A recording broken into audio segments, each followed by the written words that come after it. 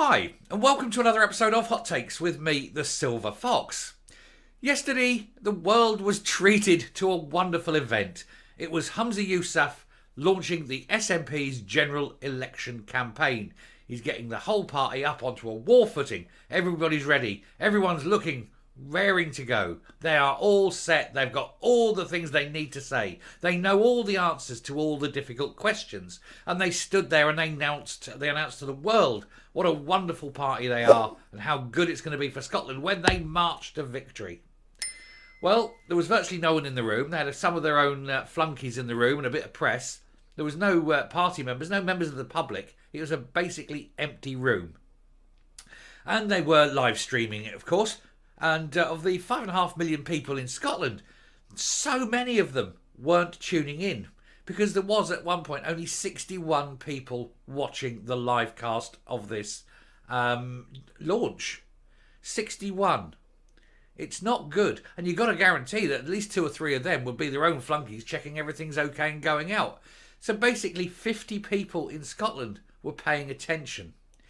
And of course, that is now backed up, I think, is the best way, by the latest poll, which we're going to have a look at now, because it isn't good. And indeed, it's awful. And considering the amount of time, effort, money went into yesterday's launch, it's rather pathetic.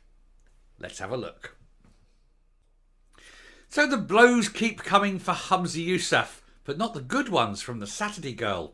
As the new poll shows, the SNP lead over Labour has been wiped out ahead of the general election. And this comes on the day or the day after at least, that he is going out and saying, hey, look at me, everybody. We are the bestest ever. And we're going to save Scotland from all the mistakes that we've made over the last 17 years.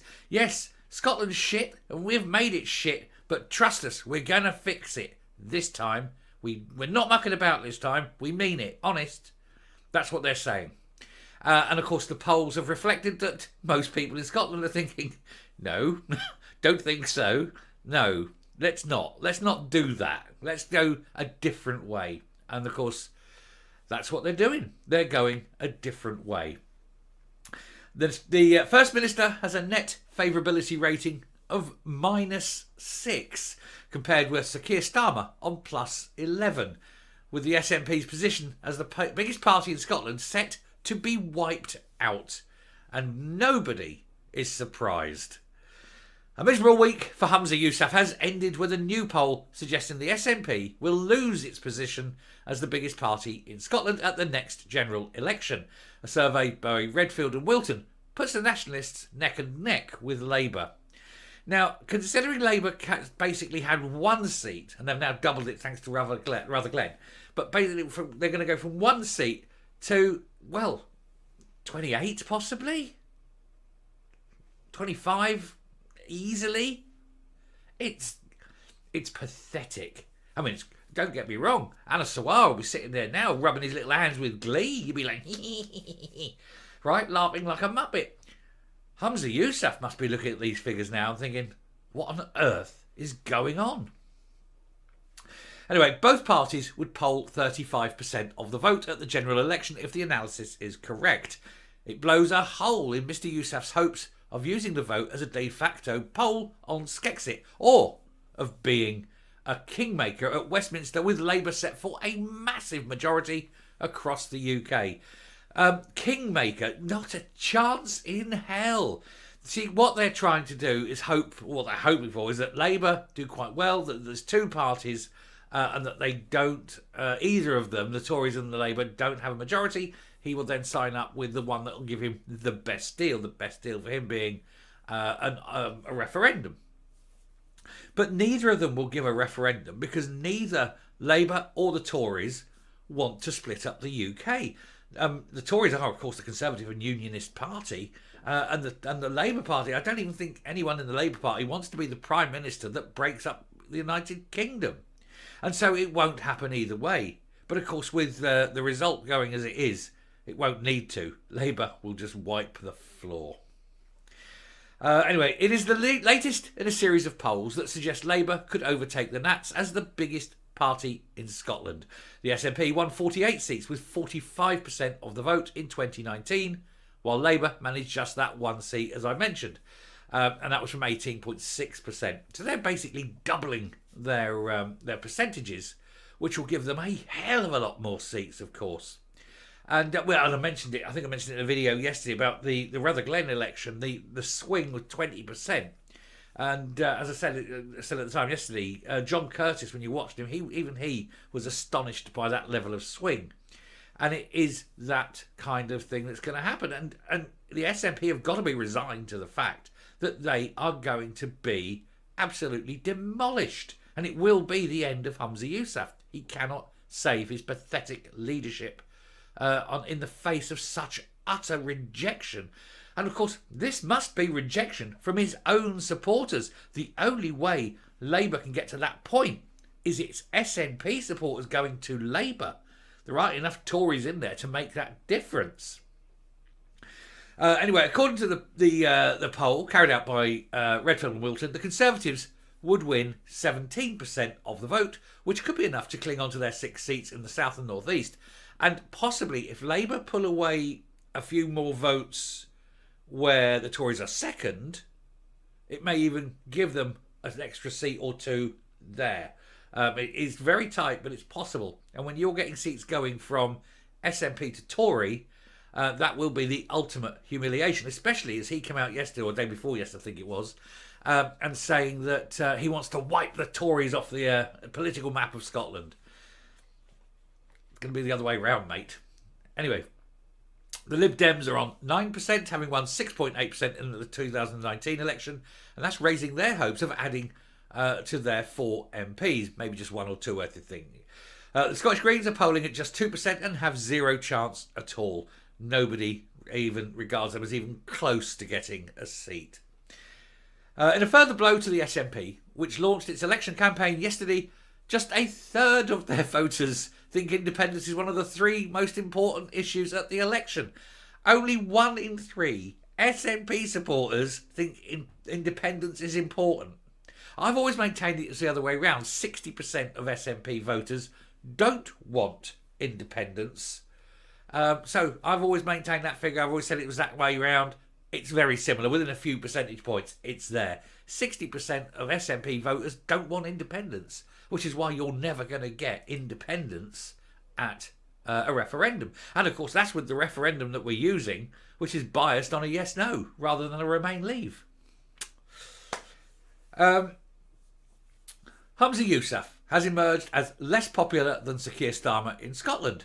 The First Minister has a net approval rating of -6 compared to +11 for Keir. Rishi Sunak has a net approval of -24, and mostly within his own party, I would suggest.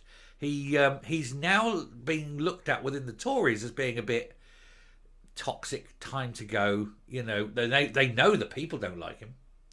Because at the last election in 2019, the people voted for Boris. They did not vote for the Tories, they voted for Boris.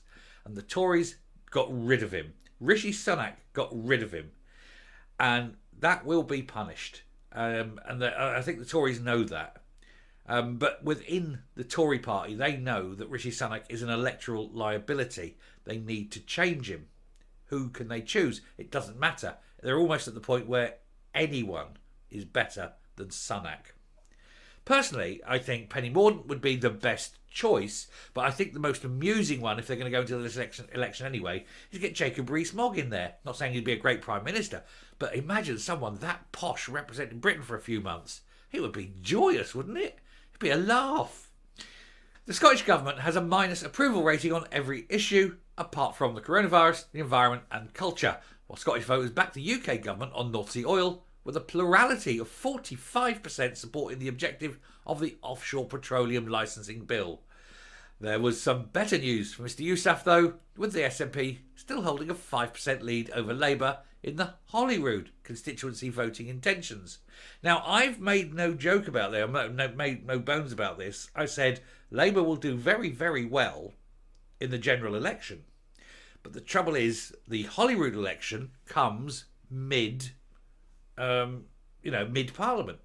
It's a mid-term election, and it will be reflected, I think. And having had, say, 2 years of a Labour government by this point, I think a lot of the Labour that's, the SNP supporters that swing to Labour may well swing back. That is a big challenge for Scotland that has to be addressed.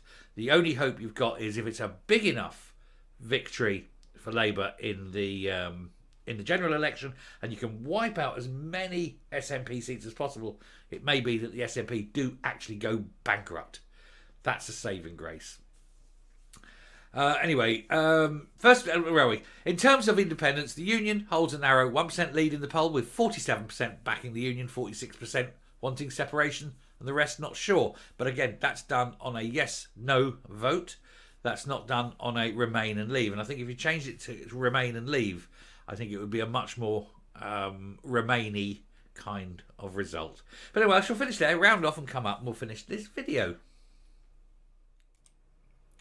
So there you go. It's a very sad man, isn't he, Humza Yousaf? He knows big fanfare. Look at me, I'm launching my general election campaign, and nobody watched it. The only people in the room are the people who literally had to be there. And then there was probably 50 people across the whole of Scotland watching on his live stream. Because nobody cares. The SNP are now quite literally a busted flush. They've got everything wrong. They keep trying to do something right. No matter what they do, it's still wrong.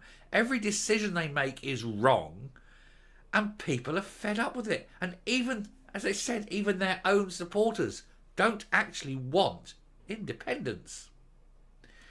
It's a sad day for him, isn't it? But we're having a complete laugh at it. Anyway, I shall round off there. Thank you very much for watching. Do hit that subscribe button. Do hit the like button. And we've got plenty more to come today. Not as many as a normal day. It's a Saturday, but I will get a few more out today. So do stay watching. And until next time, stay safe, stay well, and I will speak to you later. Bye.